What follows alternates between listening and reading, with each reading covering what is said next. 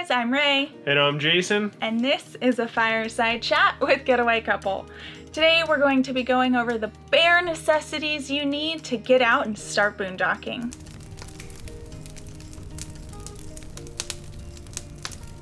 Today we're going to be going over the bare necessities you need for boondocking. And when I say bare necessities, that's like all I mean. We're not going to be going into detail of all the nice accessories you need. These are just the things to get out and, test out your first trip. So the reason we're doing this is because 2 weeks ago, we went out boondocking for the very first time. And we were dragged out by our friends. Otherwise, I still don't think we would have tried this experience. We've really wanted to, but I guess we were just intimidated without knowing that we don't have solar set up, we don't have a battery bank, and we just thought that without those things, boondocking was pretty much impossible or going to be very hard. We also didn't know how we were going to get water or if we were going to need to empty our tanks, so it was basically just a lot of unknowns, and it kind of reminded us of how we felt before we even started RVing. So we know that feeling, considering we just had a reminder of it. Now that we went out boondocking, we could be kicking ourselves for not starting sooner, which was a similar feeling when we started RVing. We spent a lot of time worrying about it, and once you get going and you work out the kinks yourself, it's pretty easy. So without further ado, let's just dive right in to the bare necessities you need to get out and start boondocking. All right, let's talk about power first. Power is your RV's weakest link coming straight from the factory. While we had the one battery that was installed by our dealer when we purchased it, and it worked really well going from full hookup site to full hookup site, making sure that our fridge kept running while we were moving and everything else that it does. When we got out into the desert, we knew it was gonna do not very well. Luckily, we were able to pick up a generator from Harbor Freight. We picked up the 3500 Predator, which was about $6.99 with a coupon, and that enabled us to live pretty comfortable out in the desert. We were able to just plug in our existing dog bone, and it came with a 30 amp RV adapter, and it gave us power just like we were hooked up to a 30 amp campsite. So if you're looking for the bare necessity for power requirements to get out boondocking, all you need is a generator and the battery that came with your dealer. The big cons that come with that is that you have to make sure that your generator is running to get power to all of your outlets. That was a big pain point for us because I work East Coast hours, and that meant I had to go outside and turn that generator on pretty early. We plan on making that process a little bit easier in the future by purchasing an inverter and additional batteries, because that's great, but it absolutely was not necessary to get out there and get the job done. It just makes your life a little bit more convenient. By a little bit, I mean a lot. So that is going to be our biggest upgrade in the future. There are also a few other things related to the generator that you want to make sure that you pick up. The first is a bike lock to keep your generator safe.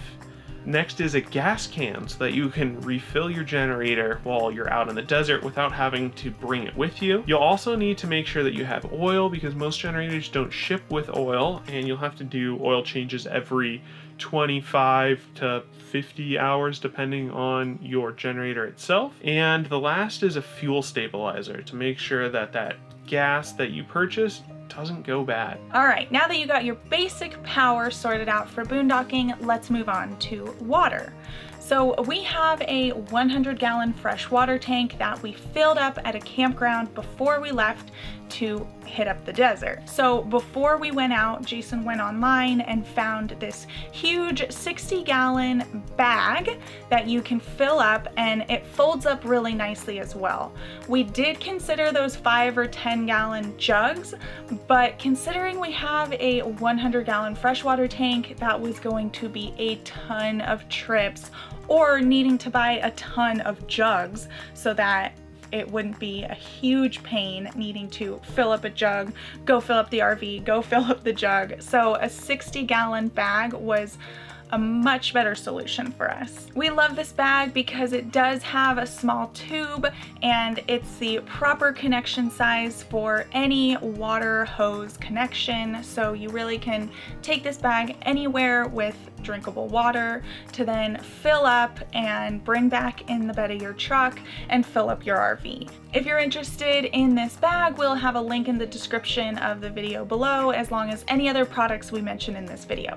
So, sticking to the theme of water, you are also going to want to bring drinking water jugs. So this isn't for your freshwater tank, this is just jugs of water for you to drink, because we realized halfway through our trip that we were drinking the water and it was depleting our resources faster than we wanted, so we just went out and bought those huge 2.5 gallon water jugs at the grocery store, and we continued to drink through those throughout the second half of the week, and we noticed that we really were using a lot less water because it's us two as well as the dog. The next tip we recommend for conserving water, as much as I hate recommending this because we are trying to reduce our paper and plastic use this year, is to get paper plates and plastic silverware.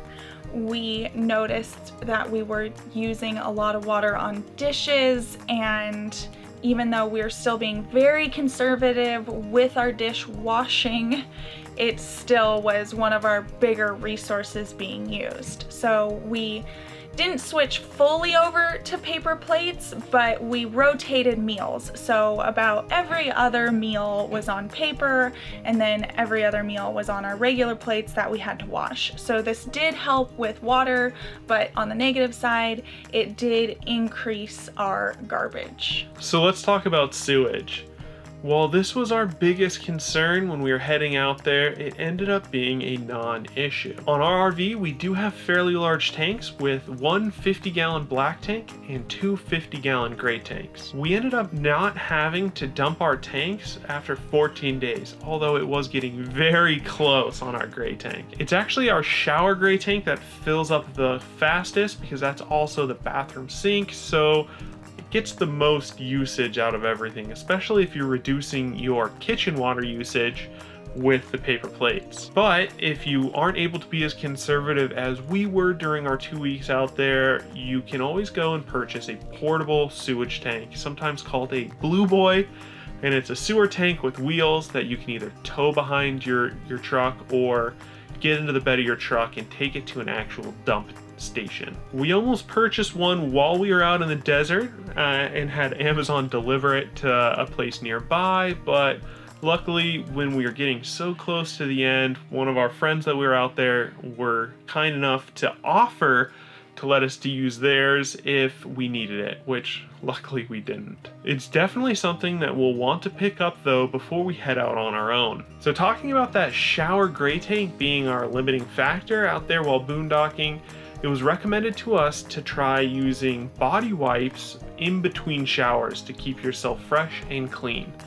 While we picked up a couple of different brands from Target and the one near us didn't have a great wide variety, we were recommended to use Epic body wipes, which make these massive body size wipes instead of using like 4 or 5 little ones.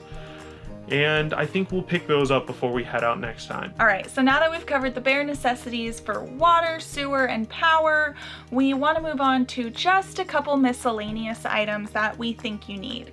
The first of those being a really good flashlight. So if you don't have one of these and you just have like maybe a, not that great of a flashlight, we would definitely recommend investing in a good, powerful flashlight, because when you're out boondocking, it gets really dark. I know that probably sounds silly, but it's something that I guess we weren't quite expecting, but thankfully we had just picked up 2 really good flashlights. And my favorite feature about ours, which we do highly recommend and we'll link below as well, is that it has an adjustable top portion that makes the beam of your light either really long and focused in on something or really wide up close so you have a big range of light that you can see where you're walking in front of you. The second miscellaneous item is actually a first aid kit. You most likely already have one of these in your rig, which is fantastic, and thankfully we did because we were playing with the dog and we do kind of play like hide and seek with her.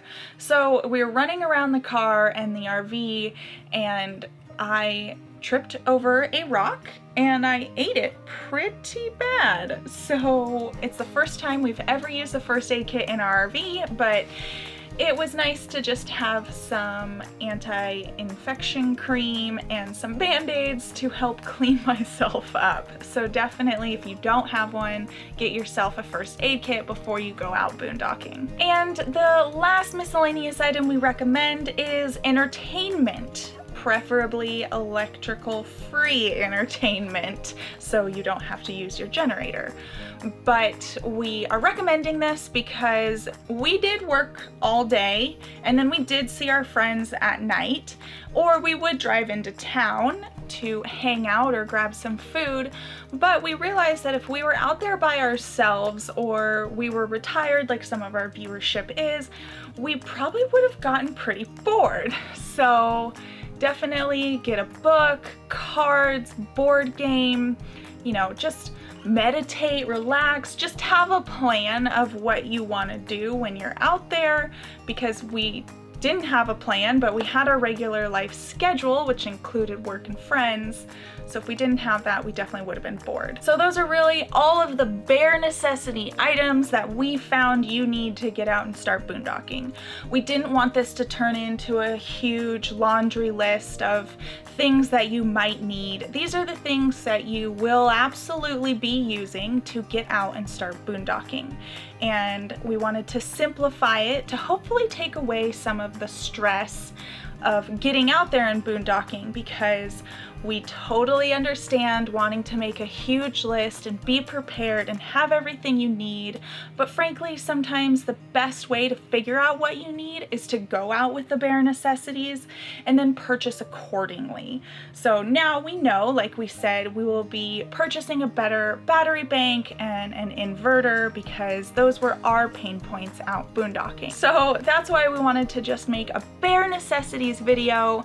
So any of the products we mentioned, which I don't think was many, are going to be linked in the description down below. So go check them out and go boondock. Just go try it. So let us know in the comments if you have any other bare necessity items, or if you are going to be now trying out boondocking. And if you do, don't forget to let us know how you like it.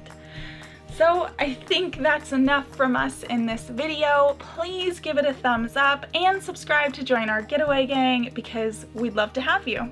We'll see you next time. Bye guys. The simple bare necessities. Out of breath. Okay. Walked across our RV, it's so big. You gotta scoot over just an inch. I don't. You do. Hey guys, I'm Rae. And I'm Jason. And this is Carmen being a bad girl. It's something that we'll definitely want to pick up though before Sorry, I wasn't looking at the camera. Okay. In addition to your generator, there are a few things that you should... Okay.